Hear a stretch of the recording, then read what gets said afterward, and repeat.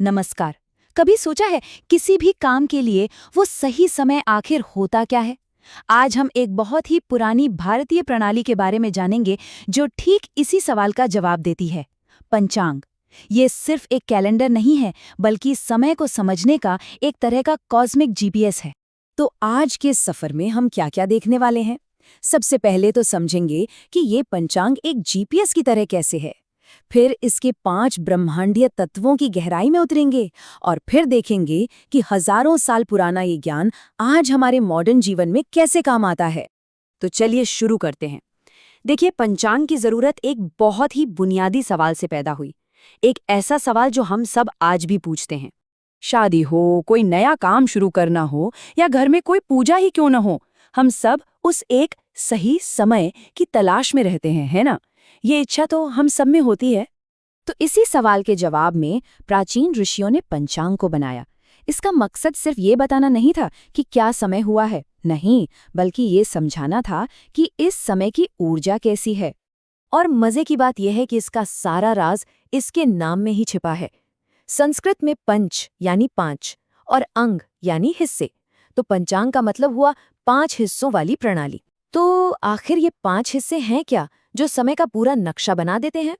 यही 5 तत्व पंचांग की नींव हैं।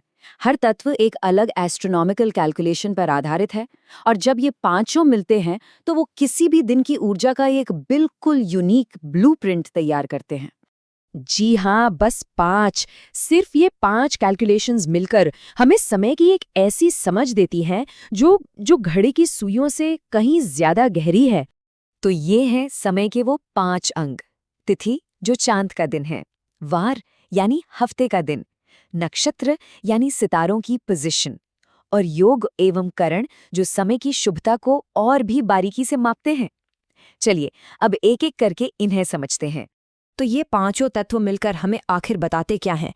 चलिए इस ब्रह्मांडीय पहेली के एक एक पीस को जोड़कर देखते हैं। पहला अंग है तिथि। आसान भाषा में कहें तो ये है ल्यूनर डे, यानी चांद का दिन। पूर्णिमा हो या अमावस्या, ये सब तिथि पर ही निर्भर करता है, जिसे सूरज और चांद के बीच के एंगल से मापा जाता है। दूसरा है वार, जिससे हम सब अच्छी तरह वाकिफ हैं। हफ्ते के दिन, सोमवार से लेकर रविवार तक, हर वार एक खास ग्रह की ऊर्जा से जुड़ा हुआ है, जैसे सोमवार चंद्रमा से और शनिवार शनि से। अब आता है तीसरा और शायद सबसे दिलचस्प हिस्सा, नक्षत्र। जरा सोचिए कि पूरा आसमान 27 चंद्र हवेलियों में बटा हुआ है। हर दिन चंद्रमा इनमें से किसी एक हवेली में रहता है, और माना जाता है कि उस नक्षत्र की खास ऊर्जा धरती पर महसूस होती है। चौथा अंग है योग। और नहीं, ये आसन वाला योग नहीं है, बिल्कुल नहीं। ये एक खगोलीय गणना है जो सूरज और चांद की मिलीजुली स्थिति से तय होती है। ये हमें बताता है कि कोई खास समय कितना शुभ या अशुभ है। और आखिर में पांचवां अंग है करण, जो एक तिथि का भी आधा हिस्सा होता है। ये समय की कैलकुलेशन को और भी ज्यादा सटीक बना देता है, ताकि किसी काम को शुरू करने के लिए बिल्कुल सही पल को चुना जा सके। तो सवाल ये उठता है कि इतनी सारी कॉम्प्लिकेटेड कैलकुलेशंस आखिर क्यों? इसका असली मकसद क्या है? ये सिर्फ ग्रहों का गणित नहीं है, इसके पीछे एक बहुत गहरा फलसफा छिपा है। और वो फलसफा ये है कि इंसान की जिंदगी को ब्रह्मांड की अपनी एक लय है, एक रिदम है, उसके साथ अलाइन करना। मकसद था कि हम प्रकृति के बहाव के खिलाफ नहीं, बल्कि उसके साथ चलें। मतलब वैदिक काल में इसकी अहमियत सिर्फ आध्यात्मिक नहीं थी, बल्कि बहुत प्रैक्टिकल भी थी।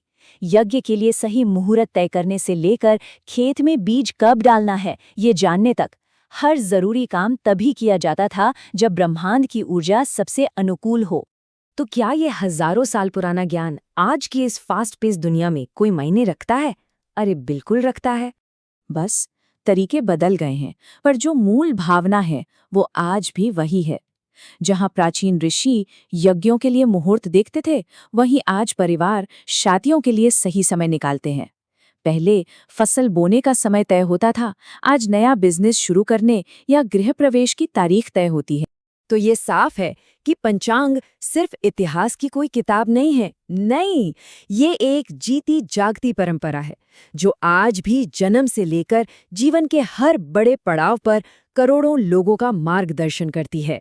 और यह हमें एक बहुत ही गहरे सवाल के साथ छोड़ जाता है।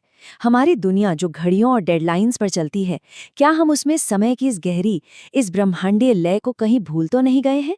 इस पर जरूर सोचिएगा। देखने के लिए धन्यवाद।